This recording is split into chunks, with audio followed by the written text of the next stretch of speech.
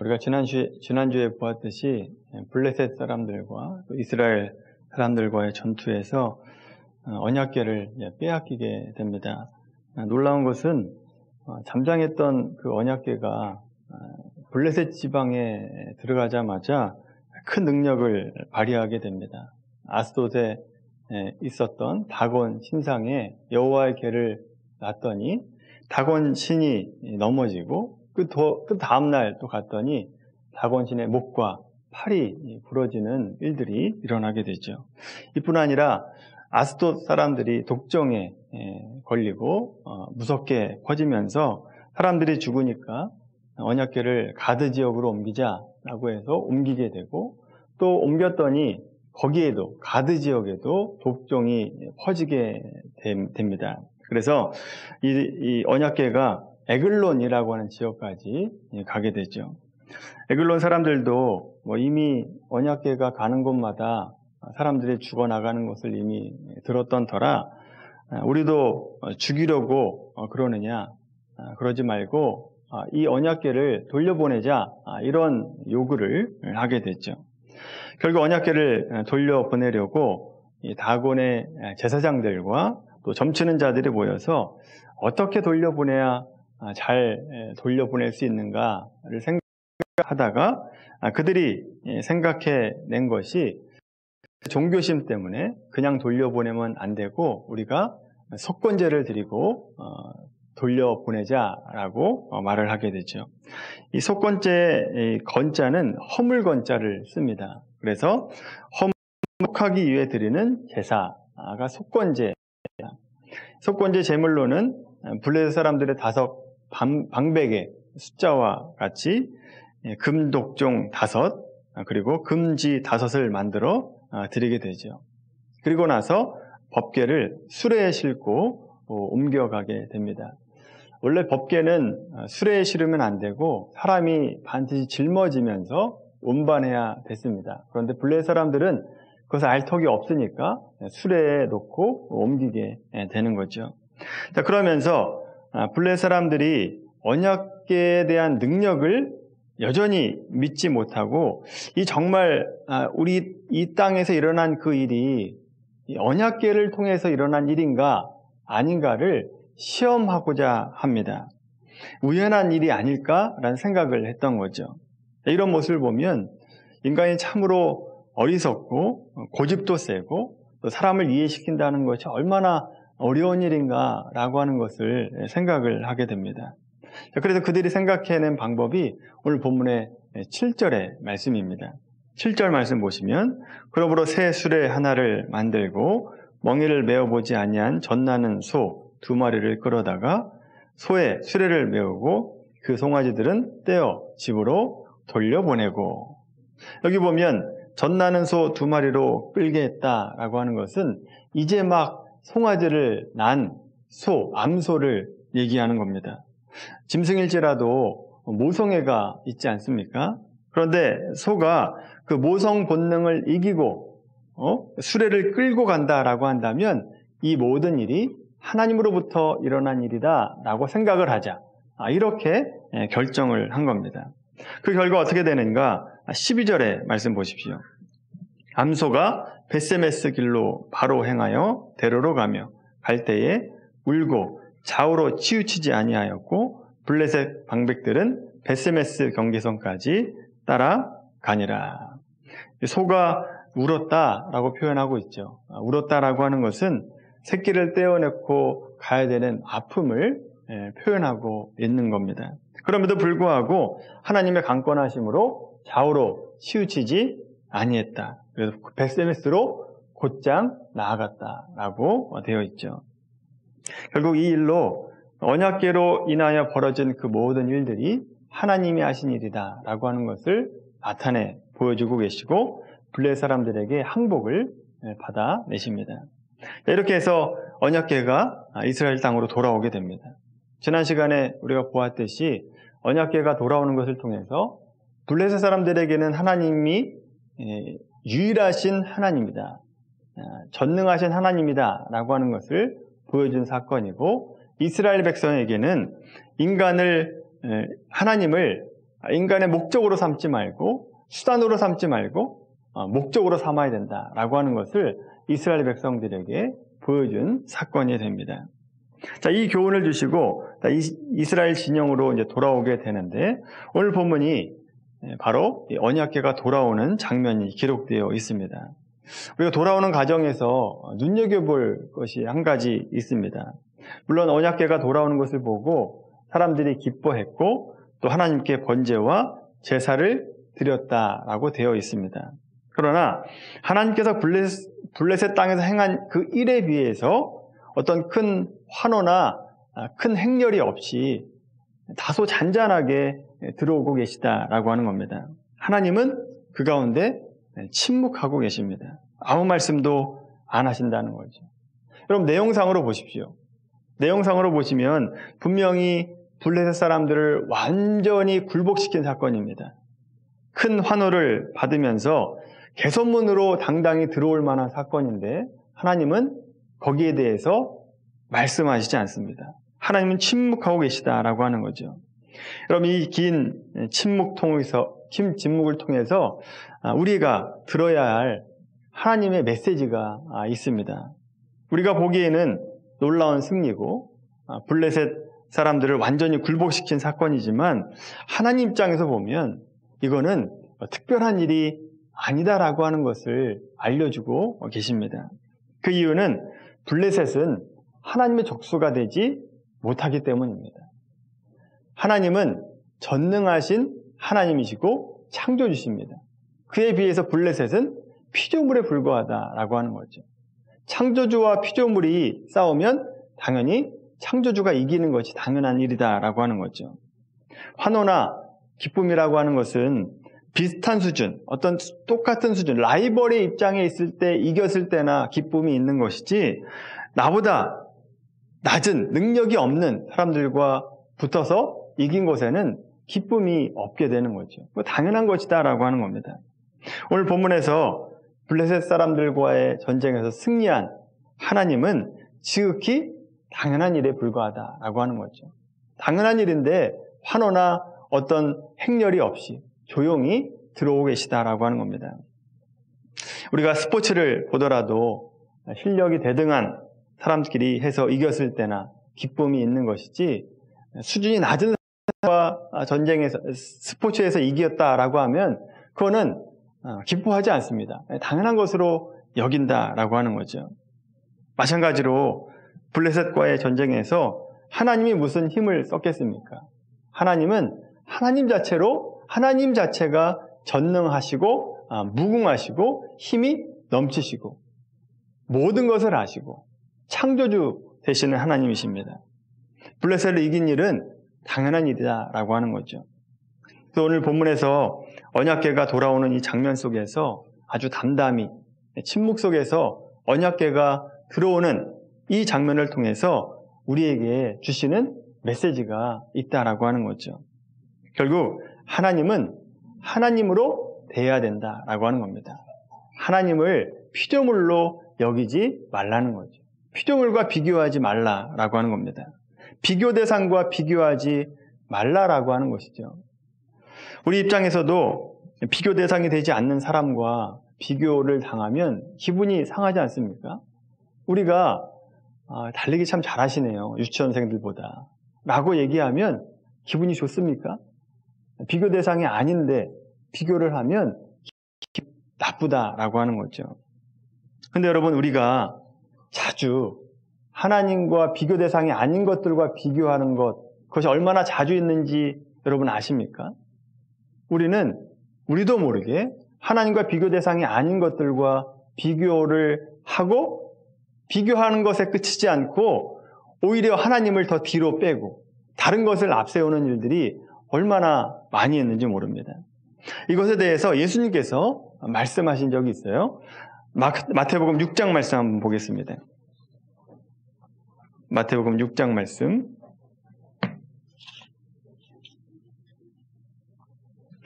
마태복음 6장 19절부터 24절까지 말씀입니다. 신약성경 8페이지 마태복음 6장 19절부터 4절까지 말씀입니다. 같이 읽겠습니다. 너희를 위하여 보물을 땅에 쌓아두지 말라. 거기는 좀과 동록이 해하며 도둑이 구멍을 뚫고 도둑질 하느니라. 오직 너희를 위하여 보물을 하늘에 쌓아두라. 거기는 좀이나 동록이 해하지 못하며 도둑이 구멍을 뚫지도 못하고 도둑질도 못하느니라. 내 보물 있는 그곳에는 내 마음도 있느니라. 눈은 봄의 등불이니 그러므로 내 눈이 성하면 온몸이 밝을 것이요 눈이 나쁘면 온몸이 어두울 것이니 그러므로 내게 있는 빛이 어두우면 그 어둠이 얼마나 더하겠느냐. 한 사람이 두 주인을 섬기지 못할 것이니 혹 이를 미워하고 저를 사랑하거나 혹 이를 중히 여기고 저를 경히 여김이라. 너희가 하나님과 재물을 겸하여 섬기지 못하느니라. 아멘. 24절에 보시면 하나님과 뭐를 비교하고 있죠? 재물을 비교하고 있습니다. 하나님 입장에서 기분이 나쁠 일이죠. 하나님과 비교 대상이 아닌 것과 비교하고 있기 때문입니다. 그런데 우리에게 재물은 하나님과도 받고 있을 만한 큰 시험거리 가운데 하나입니다. 물질이 믿음의 대상이 될 정도로 큰 세상에서, 물질의 큰 힘을 가지고 있는 세상에서 우리가 살아가고 있다라고 하는 거죠. 나는 물질에 대해서 관대하고 매여 있지 않습니다 라고 생각하시는 분들이 있을지도 모르겠습니다. 그런데 여기서 물질은 단지 돈만을 얘기하는 것이 아닙니다. 돈으로 살 수 있는 모든 것들을 얘기하는 거죠. 성공과 권세와 건강과 직장과 승진과 연애와 자녀, 어떤 것을 갖다 놓아도 똑같습니다. 우리는 하나님과 비교 대상이 아닌 것들과 비교하고 하나님을 뒤로 미루는 경향이 있다라고 하는 거죠. 하나님이 있어야 될 자리에 다른 것들이 앉아 있습니다. 그리고 그런 것들 때문에 하나님을 뒤로 미루고 있죠. 하나님이 있어야 될 자리에 하나님이 계시지 않고 다른 것이 거기에 앉아 있다. 그러면 그게 우상숭배가 되는 겁니다. 다른 것을 앞장 세우고 있으니 그게 우상숭배가 되는 거죠. 자, 그렇다면 왜 우리가 하나님보다 다른 것을 우선하는가? 왜 하나님과 비교 대상이 아닌 것들과 자꾸 비교하고 하나님이 있어야 될 자리에 다른 것들이 앉아있게 되는가? 무엇보다도 왜 재물을 앞세우는가? 가장 큰 이유는 우리가 하나님을 잘 모르기 때문에 그렇습니다. 하나님의 능력이 얼마나 크신가? 하나님이 어떤 분인가를 모르기 때문에 자꾸 하나님을 뒤로 미루고 내가 원하는 것을 앞세우게 되는 거죠. 하나님을 이해하지 못하니까 내 생각, 내 이해 한도 내에서 하나님을 판단하고 행동합니다. 이런 실수는 사실 누구나 하는 일입니다. 누구나. 위로가 되죠. 누구나 할 수 있는 일이다. 무엇보다도 아브라함도 이런 실수를 합니다. 믿음의 조상이다 라고 불리는 아브라함도 이런 실수를 하게 되는 것을 보게 되는데 창세기 12장 말씀 한번 펴보십시오.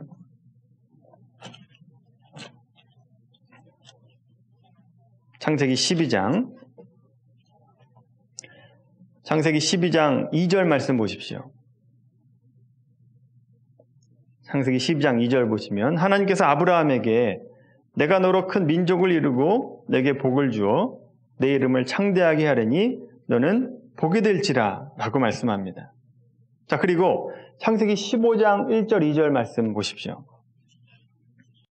창세기 15장 1절 2절 말씀 보시면 하나님께서 아브라함에게 두려워하지 말라. 나는 내 방패요 너는 너희 큰 상급이니라 라고 말할 때 2절 보시면 나는 자식이 없사오니 이 집에서 기르는 다메섹 사람 엘리에셀이나 잘 크게 해주십시오. 이렇게 대답을 하고 있습니다. 그랬더니 4절에서 아니다. 네 몸에서 나는 사람을 내가 후사로 삼겠다 라고 말씀하고 있습니다. 아브라함이 이때는 아마도 이 말씀을 믿었던 것 같아요. 믿었던 것 같습니다. 그런데 시간이 지나도 아들이 없습니다. 아들이 없으니까 창세기 16장 말씀 보십시오. 16장에서 보시면 사라는 아브라함에게 이런 말을 하죠. 자신은 임신하기에는 너무나 나이가 많으니까 자기 몸종인 하갈을 통해서 아이를 낳읍시다. 이렇게 얘기를 합니다. 결국 아브라함은 사라의 몸종인 하갈에서 이스마엘을 낳게 하죠. 왜 이렇게 하는 겁니까? 왜 이렇게 하는 거죠? 하나님의 약속과 하나님의 능력을 모르기 때문입니다. 하나님을 잘 알지 못하기 때문이었다라고 하는 거죠. 자기 생각에는 안 될 것 같아요. 이미 나이가 너무 많습니다. 그러니까 나는 이미 틀렸다. 하갈의 몸에서 아들을 낳자. 이렇게 결정을 하게 되는 거죠. 자, 그리고 창세기 17장 15절 16절 말씀 보십시오. 창세기 17장 15절 16절. 하나님께서 사례를 사라로 이름을 바꿔주시고 이스마엘도 약속의 자녀가 아니다. 내 안에 사라 사이에서 내가 아이를 주겠다라고 말씀하시죠. 그랬더니 아브라함이 아멘 했습니까?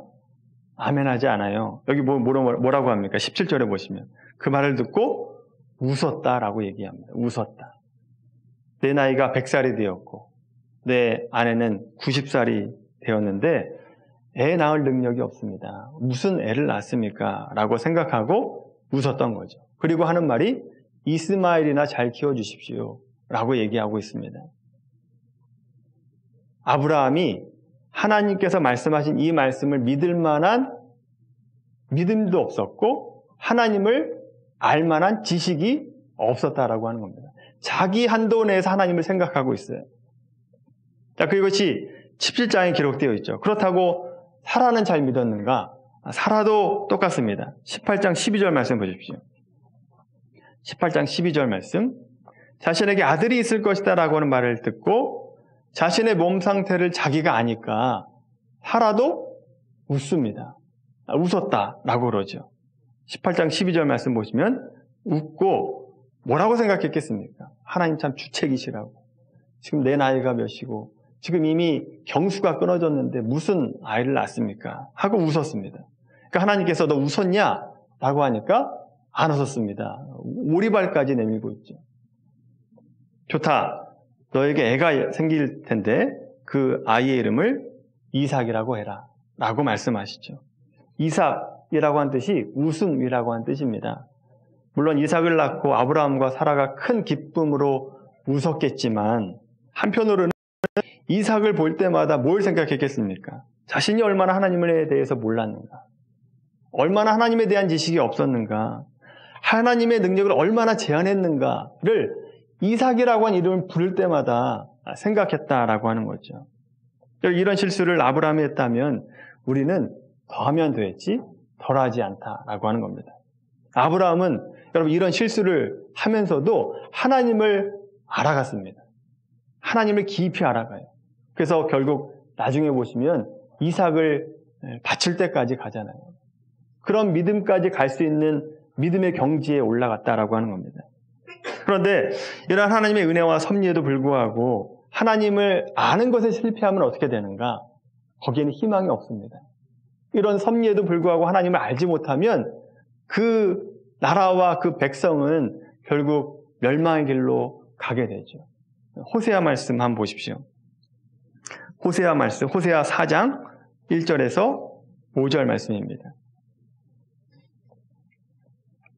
호세아 4장 1절에서 5절 말씀.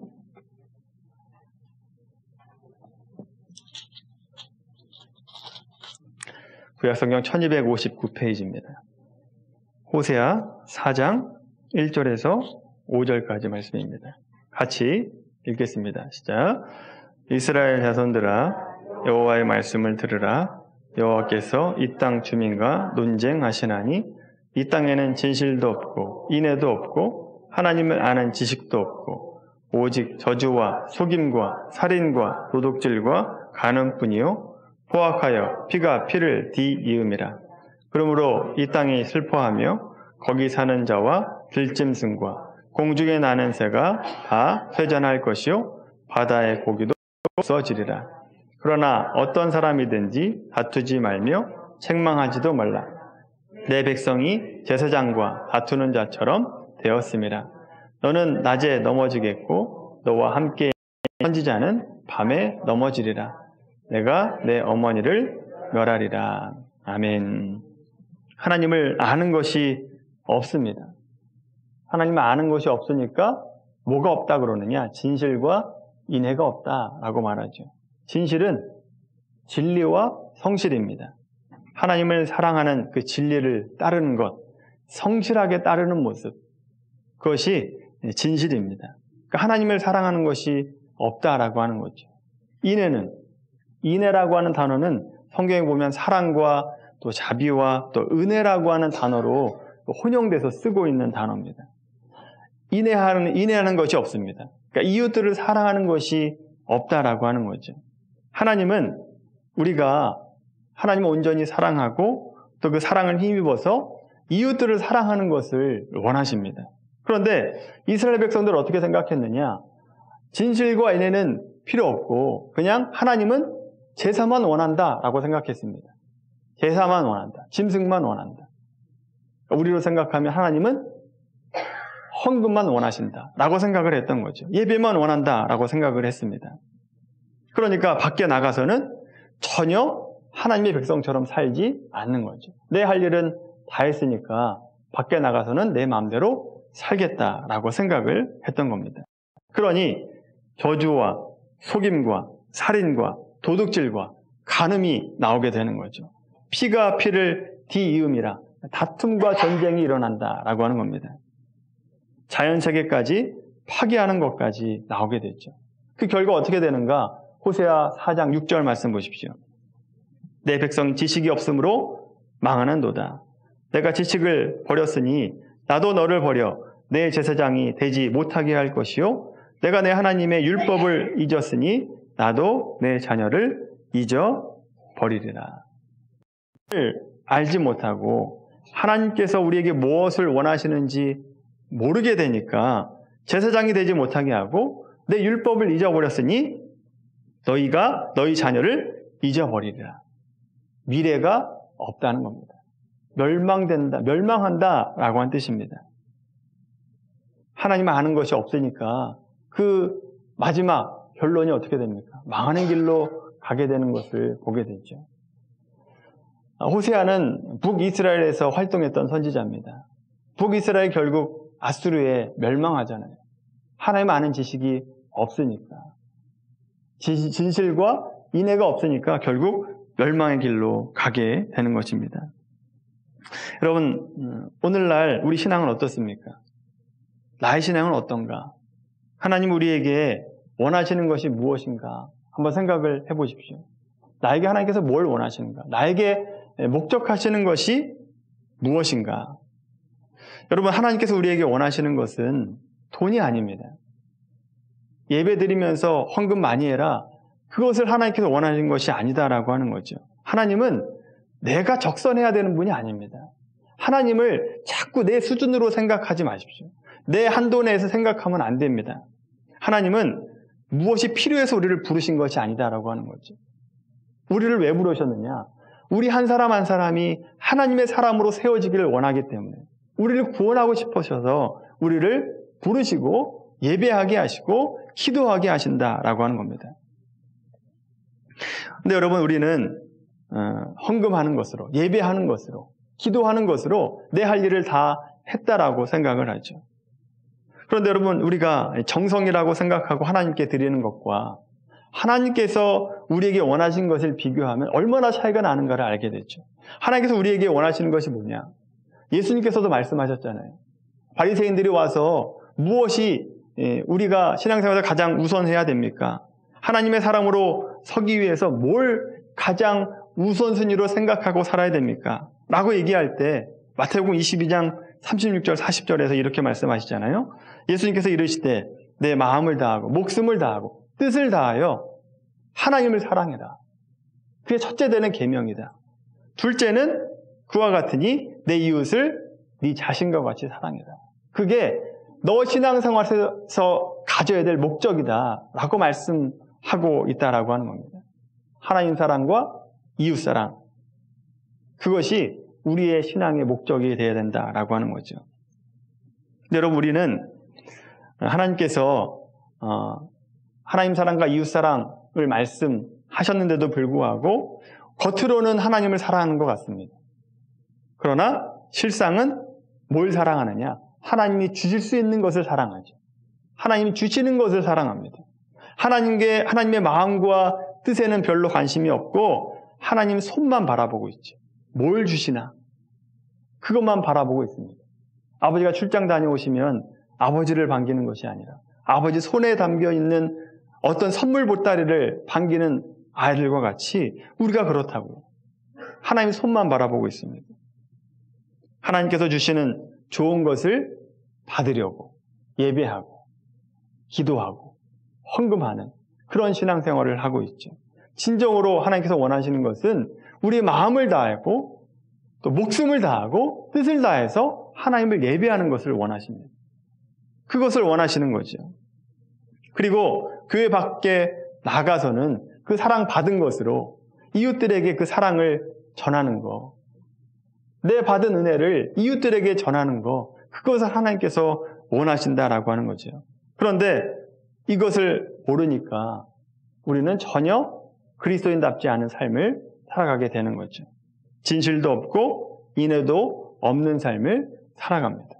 그러고는 하는 말이, 하나님, 제가 이렇게 하나님을 위해서 헌신하고 봉사하는데 왜 나에게는 복을 주시지 않습니까?